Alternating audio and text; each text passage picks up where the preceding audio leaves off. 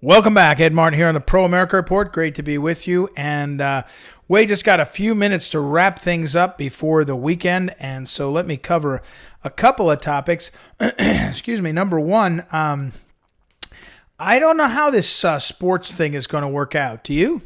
I'm a St. Louis Cardinals fan. And so I just, the news today that the Cardinals had two players test positive, and therefore the Cardinals game against Milwaukee was canceled. And I think at least two other games are canceled. The Marlins still have some players infected. It does look like it's getting bad fast. It's getting worse fast. I guess that's the way I'd say it.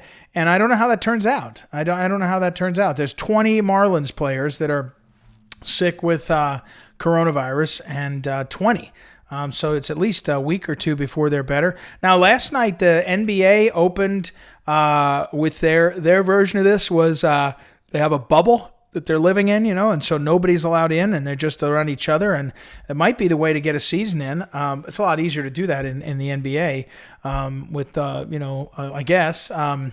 So that seemed to work, although I won't watch the NBA. I never was a real NBA fan. I don't really have much interest. I like the NCAA better, but I certainly don't. I don't like their politicizing of everything. It seems to me to be. They've gone a little too far. They've gone over the edge, and I just am not interested in getting involved and encouraging it. So I won't be bothering with the NBA.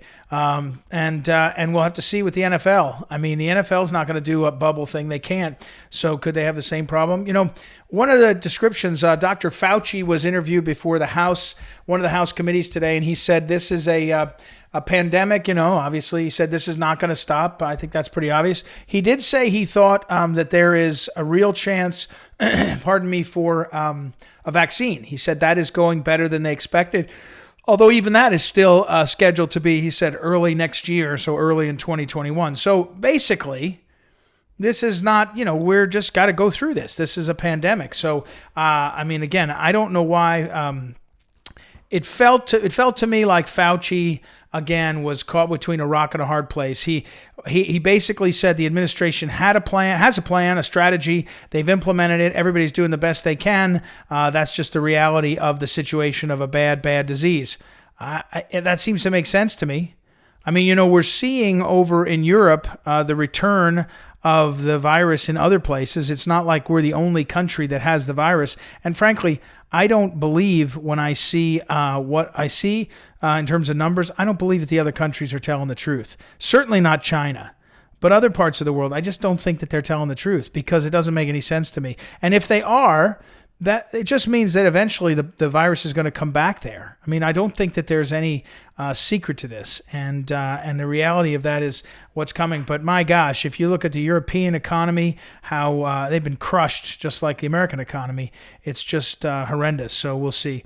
Let's see, what else did I have here? Kamala Harris. I don't think that they'll name Kamala Harris over the weekend, so it won't be this weekend. It'll be next week. But she will be the VP candidate. I would bet 90% certainty. All the rest of the flirtings and floatings, they're flirting and floating all these different names. Congresswoman Bass from California, and who else? Susan Rice, the national security. None of those are real. At this point in the process, they do the floating of names to give people encouragement to feel like they're big time. But it's kind of the beginning of the end. Now, the one thing you'll see some attacks coming. Someone attacked Kamala Harris earlier today, said people don't really like her that much. She's not very likable. And that's an indication that she's the pick because people are trying to see if they could submarine her before it comes out. So it's one of the California newspapers